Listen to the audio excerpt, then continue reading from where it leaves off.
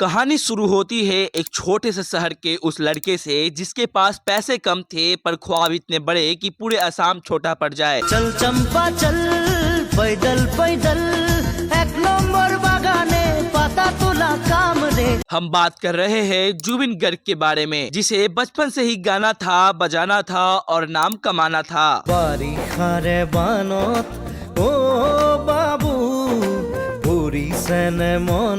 लेकिन क्या आपको पता है इसी जुबिन गर्ग को उसके सबसे करीबी लोगों ने ही धोखा दिया। उनके अपने दोस्त ने ही जान से मार डाला जिन पे वे सबसे ज्यादा भरोसा किया करते थे। तो आखिर जुबिन गर्ग के साथ ऐसा क्यों हुआ? क्यों असम से निकलकर जिसने पूरे इंडिया को या आली गाने पर नचाया? तो आज की इस कहानी में जुबिन गर्ग की आवाज ही नहीं, उनके दर्द, उनके संघर्ष और उनके मौत के राज भी जानेंगे। तो जुबिन गर्ग का जन्म 12 नवंबर 1972 को मेघालय के तुरा शहर में हुआ था, एक ऐसे घर में जहां कला और संगीत पहले से ही बह रहे थे। पिता मोहिनी मोहन बोर ठाकुर सरकारी नौकरी किया करते थे, लेकिन उनका मन साहित्य और लेखन में बसता था। माँ इली बोर ठाकुर खुद एक गायिका थी और असमी लोकगीत गाने में माहिर थी। घर का माहौल ऐसा था कि जुबिन गर्ग ने बच्चे में बोलना सीखा तो सुरों के साथ, खेलना सीखा तो तबले और हारमोनियम के साथ। जुबिन गर्ग बचपन में ही स्कूल के दिनों में तबला, गिटार, हारमोनियम जैसे 12 वाद्य यंत्र बजाना सीख गए थे। उनकी माँ उन्हें रोज घर पर गाना सिखाती थी और हर दिन रियाज भी करवाती थी। पर जुबिन गर्ग के पिता और उनके परिवार वाले चाहते थे कि जुबिन गर्ग बड़े होकर डॉक्टर बने, लेकिन जुबिन गर्ग का दिल डॉक्टर की पढ़ाई में नहीं बल्कि संगीत के संसार में बस चुका था। जब वो गाते थे तो ऐसा लगता था जैसे सीधे दिल से गा रहे हो।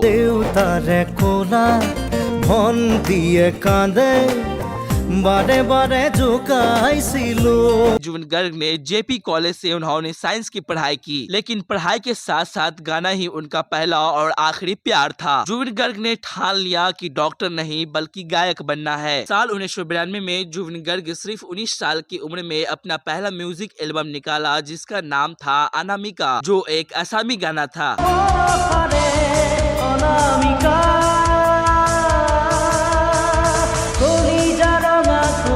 जुबिन गर्ग का यह गाना असम और पूरे नॉर्थ ईस्ट में इतनी प्रसिद्ध हुई कि हर गली, हर घर, हर शादी और हर दुकान में जुबिन गर्ग के अनामिका सॉन्ग ही बजने लगे थे। अनामिका गाना ने जुबिन गर्ग को रातों रात युवा आइकन बना दिया। इसके बाद उन्होंने कई सुपरहिट असामीज गाने दिए जैसे दिन जले,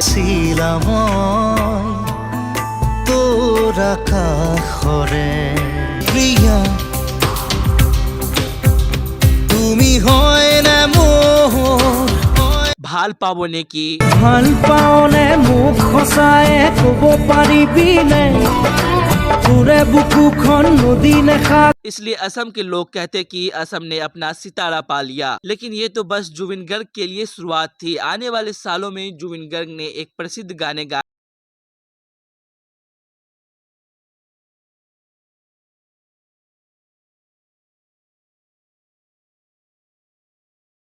गाना था। उनके गानों में लोकगीतों की मिठास थी, रोमांस का रंग था और दर्द की गहराई भी। इसलिए धीरे धीरे जुबिन गर्ग असम और नॉर्थ ईस्ट के युवाओं के दिल की धड़कन बन गए। जुबिन गर्ग की आवाज में एक खासियत थी जो और किसी गायक में नहीं थी। वह जब गाते तो एक सुर को खींचकर एक तान को ऐसे गाते जिसे सुनने वालों की रूह कांप जाती। ये हुनर जुबिन गर्ग के गानों को औरों से अलग करता था। जुबिन गर्ग का एक बहन भी थी जिनका नाम जोंगी बोर ठाकुर था। वो संगीत और एक्टिंग में आगे बढ़ रही थी। भाई बहन मिलकर अपने सपनों को पूरा कर रहे थे, लेकिन किस्मत को कुछ और ही मंजूर था क्योंकि साल 2002 में एक सड़क हादसे में जोंगी बोर ठाकुर की मौत हो जाती है, जो उनके परिवार के जीवन का सबसे बड़ा सदमा था। बहन जोंगी बोर ठाकुर के मरने के बाद जुबिन गर्ग टूट गए थे, लेकिन यही दर्द उनके सुरों में गहराई बनकर उतर गया। असम के लोगों का कहना है कि उसके बाद उनकी हर धुन, हर गाने में बहन की याद और एक अधूरापन दिखने लगा। इसी बीच जुबिन गर्ग का नाम नॉर्थ ईस्ट से निकलकर कोलकाता से फिर मुंबई तक पहुंच गया। बॉलीवुड म्यूजिक इंडस्ट्री के कंपनियों ने उन्हें नोटिस करना शुरू कर दिया था। जुबिन गर्ग के लिए धीरे धीरे बॉलीवुड का दरवाजा खुलने लगा था। साल 2002 में फिल्म कॉलेज के लिए उन्होंने पहला हिंदी गाना रिकॉर्ड किया और फिर 2005 में आई फिल्म गैंगस्टर का गाना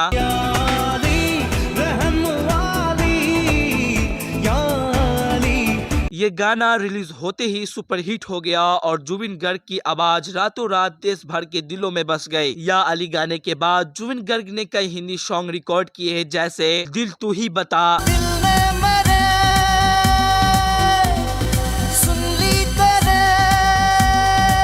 जुबिन गर्ग के अनगिनत गाने हैं जिसे लोग आज भी अपने प्लेलिस्ट में रखते हैं। जुबिन गर्ग का सुर और उनका दर्द भरा अंदाज बॉलीवुड की भीड़ में उन्हें अलग पहचान देता था, लेकिन बॉलीवुड की चमक धमक के बीच भी जुबिन गर्ग कभी असम को नहीं भूले। उन्होंने असमी फिल्म और लोक गीतों में लगातार काम किया। उन्होंने सिर्फ गाया ही नहीं बल्कि संगीत भी दिया, गाने भी लिखे और फिल्म में भी एक्टिंग किए और जुबिन गर्ग असमी फिल्म के भी सुपरस्टार बने। जुबिन गर्ग की एक और खासियत थी जो थी अपने कमाई की 70% पैसे वह असम और मुंबई के गरीब लोगों में बांट दिया करते थे, इसलिए असम के लोग उन्हें भगवान की तरह पूजा करते थे। जुबिन गर्ग अपने पूरे जीवन काल में 38,000 से अधिक की 40 भाषाएं में गाने गा चुके थे। माया, माया माथो माया। जुबिन गर्ग ने 4 फरवरी 2002 में गरिमा सैकिया ठाकुर से शादी की जो एक फैशन डिजाइनर थी। अगर बात करें जुबिन गर्ग के बच्चे के बारे में तो जुबिन गर्ग की अपनी कोई जैविक संतान नहीं थी, लेकिन उन्होंने लगभग 15 अनाथ और जरूरतमंद बच्चों को गोद लिया और उन्हें सहारा दिया। उन्होंने इन बच्चों को भोजन, शिक्षा और भविष्य के लिए अपना जीवन समर्पित कर दिया था। 2020 में कोरोना महामारी के समय जुबिन गर्ग और उनकी पत्नी गरिमा गर्ग ने असम के अपनी एक 2 मंजिला इमारत को कोविड-19 के देखभाल केंद्र के रूप में इस्तेमाल करने के लिए राज्य सरकार को सौंप दिया था। जुबिन गर्ग कई बार विवादों में भी आए, कभी राजनीति बयानों के कारण, कभी बिना वजह से, लेकिन उनकी लोकप्रियता न कभी असम में कम हुई और न ही मुंबई में। जुबिन गर्ग का करियर सिर्फ गायक तक सीमित नहीं था, क्योंकि वह एक्टर भी रहे, म्यूजिक डायरेक्टर भी, प्रोड्यूसर भी रहे। उन्होंने असम की युवाओं के लिए एक मिसाल कायम की, अगर जुनून और मेहनत हो तो सीमाएं टूट सकती है। लेकिन जिंदगी के इस लंबे सफर के बीच उनकी सेहत पर असर पड़ने लगा। लगातार टूर, स्टेज शो,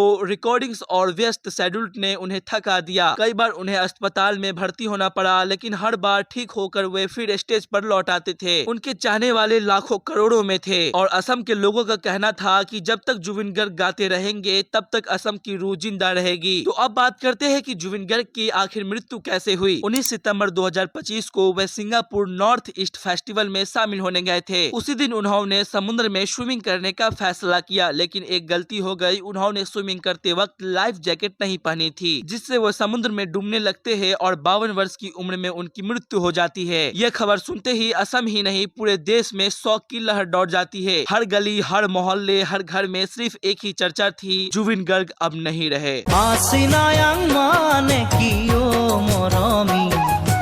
उनके गाने बजने लगे, लोग रोते हुए उन्हें याद करने लगे। गुवाहाटी और पूरे नॉर्थ ईस्ट के लाखों लोग उनकी अंतिम यात्रा में शामिल हुए। जुबिन गर्ग के निधन के बाद असम सरकार ने 20 से 22 सितंबर 2025 तक 3 दिन का राजकीय शोक घोषित कर दिया था, जिसके कारण असम में कई दुकान और व्यवसाय बंद कर दिए गए थे। जुबिन गर्ग के निधन के बाद ऐसा लगा जैसे पूरा असम ने अपना बेटा खो दिया। जुबिन गर्ग मरने से पहले असम के लोगों को कहा था कि जब मैं मरूंगा तो मायाविनी गाने को बजाकर